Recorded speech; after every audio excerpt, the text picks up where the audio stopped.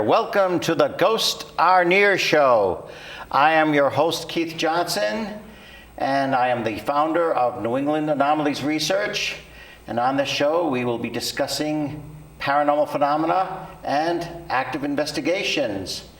And tonight, I have a very special friend and a special guest, Joe Rainone, who is a paranormal investigator of quite a few years, a lot of experience, and a great sense of humor. He keeps us laughing during investigations, which sometimes is very important, more important than a lot of people realize. Joe, thanks for being here. Thank you for having me. We've talked about this for quite some time, so. Yes, we have. Yeah. We have. And I've got a couple of shout-outs, actually. My good friend, Dave Howard, formerly of Dave Howard and the High Rollers, longtime neighbor and friend. And we just, and this actually ties in with the paranormal. We just lost one of our neighbors, good friend for many years. Sorry to hear that. Thank you, Mike Rotaco. And he just basically passed in his sleep while watching TV. He had a number of health problems, but great guy, wonderful sense of humor, neighbor for many years, family friends, and very good friends with Sandra's side of the family. And it's funny because his sister-in-law was in her house the other day, and it was just the day before his funeral, and all of a sudden a bat swooped in, started flying around, and all she could think of was, okay, her brother, who's her late brother, and Mike were good friends. All right, guys, I know you're doing this. I get it. Okay, now stop. Don't get caught in my hair and everything like that. Those two guys would have been ones to do something like that. Right. So I believe that could well have been a transition apparition, which I know is a reality. Absolutely. Well. Yeah. Well, they say the personality follows you, right? So if he was a joker in life, then he's probably going to be a joker in the afterlife. Right. Exactly. Yeah. That's very, very true. Yeah. Carry your personality over. Right. Yep. So tell me about Joe Rainone. You're Paranormal New England, member for many years, right? Yep. So we originally started as Para Boston. Yeah. Back in roughly 2007, before I actually joined the team. And then we had we lost a lot of senior members right around 2015. People were having children and just moving on to other hobbies and whatnot. Like being a member of a band, right? Yeah, exactly. Yeah, that's a good analogy. And so right about 2015, we decided, this might be a good idea to do a little rebranding and a little shake up because Para Boston, we were actually getting a lot of the Spanish community reaching out to us for various things. Yes. You know what I mean? Understood, Yeah, so it was there was some misconception there what the group was all about. And we were actually cyber squatting on quite a few names. We had Paranormal Massachusetts, Paranormal New Hampshire. I mean, we had probably a list of about 20 domain names that we were cyber squatting on for many, many years. And when I saw Paranormal New England, as soon as I seen it, it just rang. Yeah. I says, this is it. We already. It's very catchy too. Yeah. It says it all. It says it all. So now you're not limiting yourself to Massachusetts or New Hampshire or Vermont or Rhode Island. Right. And so we rebranded and we did a big just a new member drive. We advertised out on Facebook. And we got a lot of takers, and they're still on the town. I don't think we had anybody leave since 2015, and we've only grown since then, So we probably have close to 14, 15 members now. Oh, great. Yeah. Fantastic. Yeah. Fantastic. Yeah. So I should ask, what first interested you in the paranormal? Paranormal meaning outside of the normal. That's basically what it means. And yeah. So unlike most paranormal investigators that had some type of a event or experience that propelled them into searching more, I'm probably the rarity. I did not. I was just always very, very interested in it. I read a lot of books as a child about it, that and some cryptozoology things. I was really big into Bigfoot, the Loch Ness Monster, but something about the ghosts really resonated with me. But in all honesty, it was the television shows that Yes. started launching Oh, yeah. in the early to mid 2000s, I honestly had no idea that people were ghost hunting. I just didn't have a clue. And then I vaguely remember watching sci-fi, and they were doing the trailers or the bumpers for the ghost hunters. And I was completely blown away, and I was like, I can't wait to watch. I didn't know if it was a science fiction thing or if it was a fiction thing. Yeah. You know what I mean? I wasn't sure what it was going to be. And I remember there were originally some science fiction shows that were based on real investigation groups and such. Yeah. So I was a big In Search Of kid. Yeah. Because that was really the only thing. In Search you know Of, what I mean? yes, I mean, right. you know, without giving my age away, I only grew up with the 3 channels, right? Yeah, Not right. including 56 and 38. Right. Yeah. So In Search Of, oh my gosh, I would just grab the cereal bowl and just In Search Of was it, you know, especially with Leonard Nimoy and everything. Oh yeah. you Yeah. know? That was a great show. But it was watching ghost hunters and just couldn't believe that there were techniques and there were tools, and I didn't know what an EVP was. I didn't know anything, you know. Well, that was a catalyst for a lot of people when the reality sci-fi shows came on about the paranormal and everything like that, because it was shows like In Search Of and things like that. But then it's suddenly reality TV, and there's real guys, real men and women going out there, and they're actually investigating.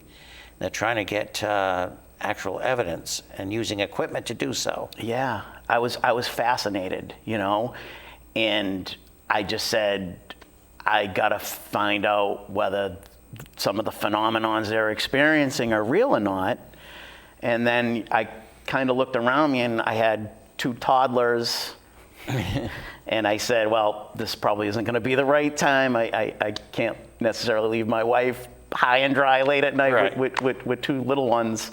But as soon as they got a little bit more manageable in age, Yeah. that's when I decided to venture out, and I started with the meetup groups. Yeah. Okay. Yeah. I think the meetup group I first joined was Exploring Haunted Locations. And I joined that meetup group, and it was very, very casual, and we just went to different places, and you learn from seeing other investigators and their techniques and the equipment they're using, and obviously Sure. you see what they're using on TV, so you make some initial purchases of K2 meters and Yeah. EMF meters and recorders and things like that. And I was just very enthralled by it. I just fell in love with it. I knew that like this was the hobby that I was meant to do. Just never knew it was a hobby. Right. Right. So that was how it started, was with the meetup group, and then I eventually joined Para Boston at the time. They were having I remember Para Boston. Yeah. yeah, they were looking for new members, and I remember showing up one Wednesday night because they used to meet in the Lexington Library. Oh yes. Yeah. Yeah. And that's where I met Mike Baker, and it was like an instant kinship with Mike. Yeah, you know, yeah. and I've learned so much from him and that group. And it's funny because I went from the newest member to like now I'm the senior member running the whole show. You know, it's Yes, like all yeah. these years later, and it's great. You don't know where life's going to take you. You know. Yes. Exactly. Yeah. Exactly. And another thing that's come about is these conventions. Yes. I remember when there were no conventions, or at least very few of them. Very few. My first experience was just basically a sci-fi convention out in the middle of Foster, and it did garner some people. I'm surprised how many people were there, because now these things are huge. They're everywhere. These conventions, you know. They're everywhere. Yeah. As a matter of fact, I actually brought in a little bit of footage from one that Sandra and I attended. Remember Phenomenology? You've been at Phenomenology? No, I never made that one. Gettysburg, yeah.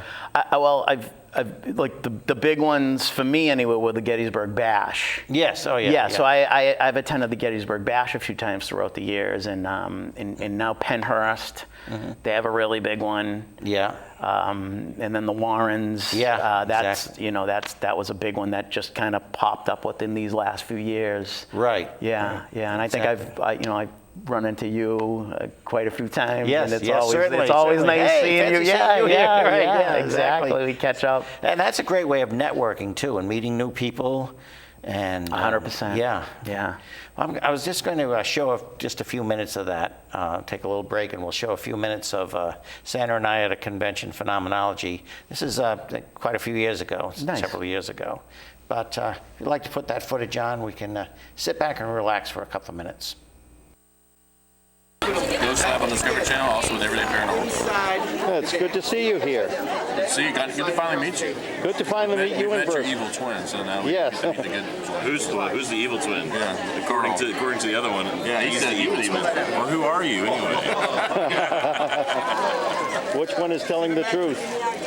Fortunately, he's 4 years older than me. We're not exactly twins, but a lot of people think so. I have no idea why. Chris Stedman, It's the Johnsons. you are on Ghosts Are Near. Welcome to this intelligent showing of Ghosts Are Near. Thank you very much. Thank you. Jason Cowan, Hello. welcome to Ghosts Are Near. Thank you for having me. Say hello to Sandra. Hello, Sandra. How are you? Hello, Jason Gowan. Can I just say We're on something? Ghosts Are Near. Yes, please do. Your husband is probably the hottest man in the paranormal. I think so. Well, he's got a brother that looks somewhat like him, but he's got the evil eyes. I think that's what it is. Carl's good looking, but Keith takes the cake. Thank you so much. You're welcome. So I meet Big Jim Jones and Reese Sadler, you are on Ghosts Are Near. Ghosts are near. Gotta believe it. Having a great time today? Definitely. One of the best paranormal conferences around. Fantastic. It's great to see you here. Good to see you guys. Glad you made it down here in Gettysburg. All right, say something really fascinating. I'm here with two of the most respected members of the paranormal community, and my buddy John and I go back a long ways. Rosemary, she's wonderful, incredible, like John says, an encyclopedia of knowledge, and she writes encyclopedias, and just so fascinating to be with them here at Phenomenology 103. You are watching Ghosts Are Near. Yes, that was a lot of fun. Yeah. You usually do wind up having a lot of fun at those conventions. You know, hooking up with people you don't see for a year at a time, or a couple of years. Yeah. So you go to one of those conventions. I mean, outside of a few encounters, mainly it was the Paracons that I would bump into you and Sandra and yes, exactly, yeah, exactly, and that's a real advantage of them, meeting new people again, and just being able to share your experiences with others and see a lot of like-minded people. Yeah. That's key, is the like-mindedness of it, because it's not for everybody, right? Right. And everybody thinks we're crazy, so. Oh well, that we're in good company then. Right, exactly. Crazies, Exactly. Tell me about some of your investigations that really stand out. You did an Allegheny, was it? Yeah, so Trans-Allegheny Lunatic Asylum in West Virginia was one I did probably about 3 or 4 years ago. It was the name even sounds scary. Yeah, it was always a bucket list for me. Yeah. Because it's one that's highly touted on a lot of the shows and whatnot. And it's very expensive to get in there. And that was kind of a hindrance to getting in there, but I was able, through friends and some modern YouTubers, to get an invite to go there. And it was, without a doubt, probably the most intelligently active locations I've ever been in. Mm-hmm. And it was one of those places where you could feel it as soon as you cross through the threshold of the building. Right. You got the static, and you got the feeling of it. And it was just, in all honesty, it kind of ruined me for any location after that, because you almost expect that level of haunting no matter where you go. Yeah. And that was kind of like really just a one in, a million shot of a location, because, we go out now to active locations, and I mean, you know how it goes with EVPs. Like, you're lucky if you come home with one really good Class A EVP. Yes, right. You consider it a successful night. You get some intelligent REM pod hits. You were like, yeah, we had a great night tonight. Trans-Allegheny, it didn't matter where we were in the asylum. It was active. And it was intelligent, and it was one of the only places where when I hit the record button on my recorder, I got an EVP almost every single time. Wow. Yeah, that's the degree that it was, and I'm just... Kind of like it was following you around. Yeah, but the voices were changing. Oh, yeah? Yeah, so I mean, I've had that before too, where... That's cool, you had variety. We got a variety. Yeah. We got a variety, and we actually got like conversations taking place between 2 different spirits, and yeah, it was quite remarkable. Yeah, I know one of our team members, Dave Grist, he was in this house years ago in Rhode Island, and unfortunately it's not open to investigation anymore, but he got 40 plus EVP. Wow. And speaking with each other, just like you said, conversing with all these people and things like that. Yeah, I mean, intelligent, like one of the EVPs actually said, "It's Joe from Boston." Oh, wow. Right? Wow, imagine getting recognized. Your name called, number one, and then knowing I was from Boston. Yeah. How does that materialize, right? There's a whole unseen realm Yeah. where it just is like this bizarre communication seems to go on. You go to a place and they know you're going to be there before you get there. Yeah. You know, and that's yeah. Wow. It was clearly the case, right? Wow, that's pretty amazing. I mean, I could see them knowing my name because I'm in there with people and everybody's like calling me by my name, Joe. Yeah, but that was like recognition. That was recognition. Yeah. You know? Yeah. How did that make you feel? Some people would be very creeped out because of that, you know. So it wasn't the first time I've had my name said in EVP. Right. I love it. Yeah. I love it. It just vindicates what I'm doing to me. Vindication, that's the thing, Yeah. Yeah, if you can prove something. There's some people that will never be convinced. I mean, a ghost could almost literally walk up, slap them in the face, they still would deny it. But, right. You know, I think that's kind of closed-minded skepticism, but... I agree. But everybody, open-minded. you know, everybody has their own, you know, beliefs, and I think some people are afraid to believe. Yeah, good point. You know? Very good point. Yeah. So what was the history of that? You know, it was an insane asylum. Yeah, so Trans-Allegheny, it was designed by the architect Kirkbride. Okay. So he designed a lot of the asylums throughout the country, like you know, some of the Avalon apartments that are up in Danvers. Those were all Kirkbride designs. So the theory was they were mainly like in a wing shape, so they could catch the fresh air. So just about every patient could be able to get, because they thought fresh air was helpful for the particular disease. A lot of them had TB. A lot of them had TB. So they were mainly like wing-shaped buildings. And Trans-Allegheny is actually the largest Kirkbride building ever designed by Kirkbride. Unfortunately, it has the reputation of they also perform the most lobotomies in the country, if not the world. Oh, wow. And unfortunately, I think it was like an 80-20 ratio of women to men. Oh. They did lobotomies on.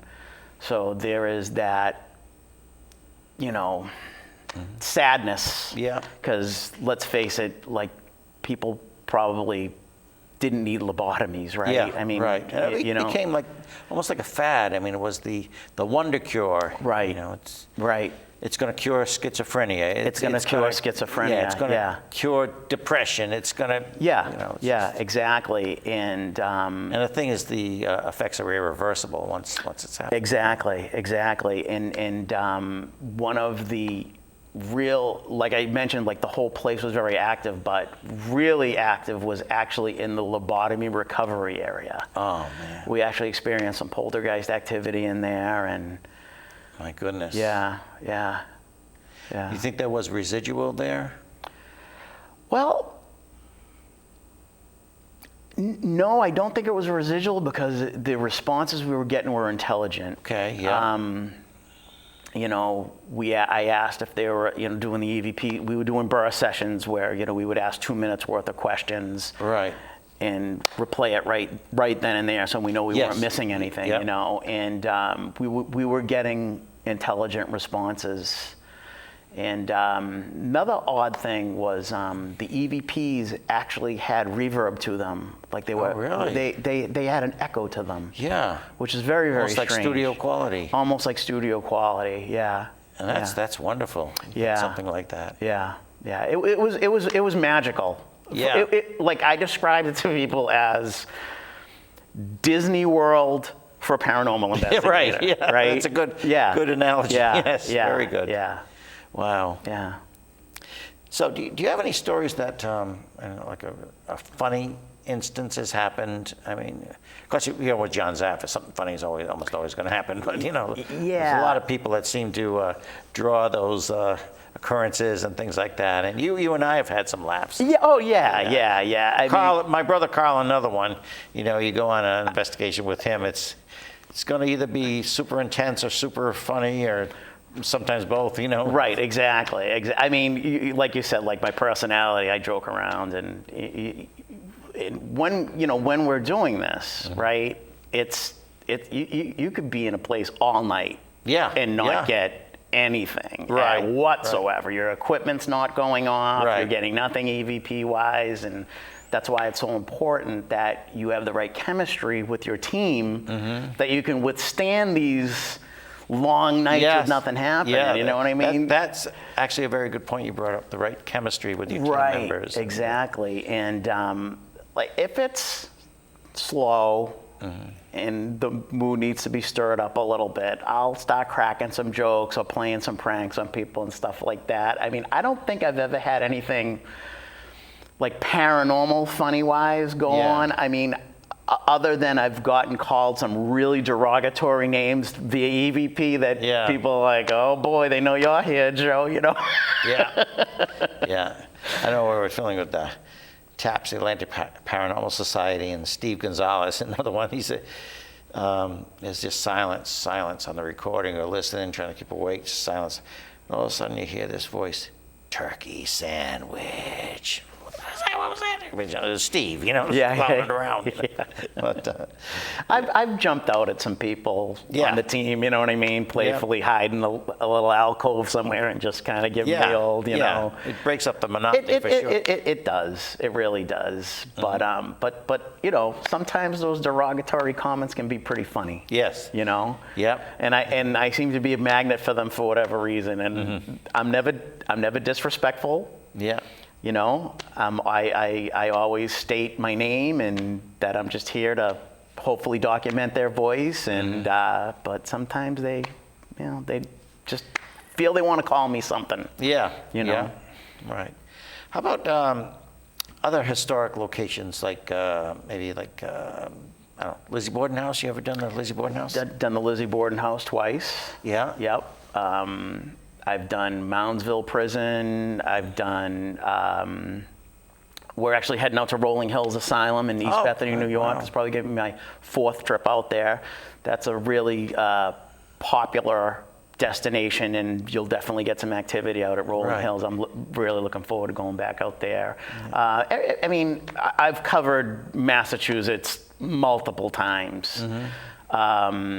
Where else have I been? Eastern State Pen. Yeah. The team was lucky enough to get in there before they kiboshed the overnight investigation, so I feel really fortunate about that. Well, that's good you got in there. Shanley Hotel. You know, I'm at this point I've lost track. You know, actually, a very interesting one was the Sprague Mansion. Oh yeah, right down the street here. Really? Yeah. I didn't realize we were that close. Yes. So you've done the Sprague Mansion? Yeah, I did the Sprague Mansion probably back in 2011, 2012. Yeah. I don't know if they still allow any type of event to go on there or not? I think they do. Last time I know they do. You know, it can get kind of expensive. But Yeah, place yeah. out. But but they have a lot of events there. But that's one I'd really love to get back to, because a lot Yes. of the members on the team, there's been, you know, like a recycle of members. Yeah. And History of that place. People and the don't history. realize. The Yeah. people, like, they actually had one of Lincoln's outfits Wow. laid out on the bed there. Mm-hmm. You know, I mean, it's remarkable to think that Lincoln was there and they actually have his clothing there. You know, so that's another one I'd really like. That maybe that's something we can all do. That would be great. Yeah. Let's kind of do a bucket list. Yeah, because that would be great. Yeah, that would be fun, especially with you guys being Yeah. local. You know. You know, Governor Sprague was our Civil War governor. Right. And just his tumultuous marriage, you know, the energy that's in there and everything like that. Yeah. And of course the bludgeoning of Amasa Sprague and everything. And Yeah. the whole history of that. I actually did my first scrying session in there. Did you really? Yeah, yeah. We got a woman screaming.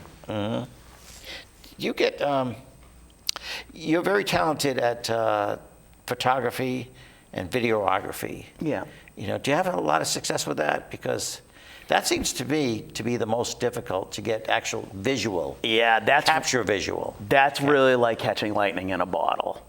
And I started out primarily videography. Yeah. And then when I got my first EVP that actually came through the mic of my Yes. Sony camera, Yes. that kind of was a game changer for me. And the real interesting thing about that particular EVP was, and I didn't realize it at the time, but on the Sony Handycam, on the bridge of the camera, there's your left mic and your right mic side by side. Yeah. And it was a home investigation in Weymouth where the owners are like, we definitely have little kid spirits here. We can hear them. We can see them not see them, but we can hear them pattering around. Yeah. And I got a child's EVP, and it was only on the left mic of the recorder.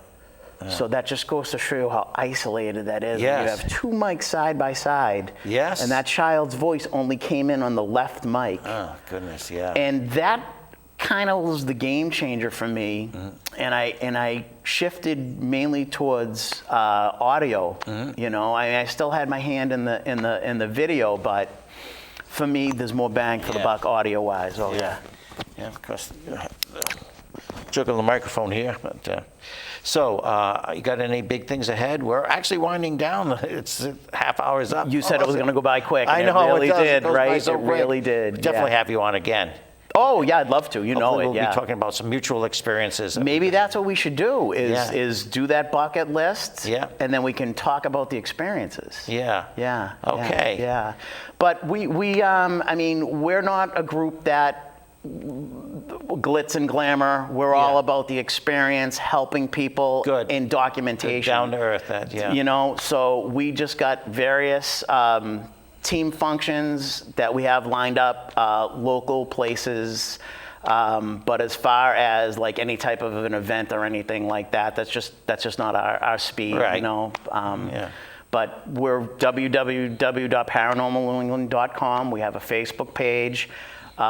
Whenever I manage to capture a Class A EVP, it immediately goes out on Excellent. the page. So Good. that's, if you want to hear what some of these EVPs we've been talking about, the bulk of them are out on Facebook. Great. I actually have one I'm going to be uploading tomorrow. Great, So, fantastic. Yeah. Joe, thanks for being here. Thank you so much. Appreciate it. I love it. Thank you so much Yeah. for having me. We'll be talking again soon. I hope so. Hopefully you'll see us together on a future investigation. I hope so. That's the plan.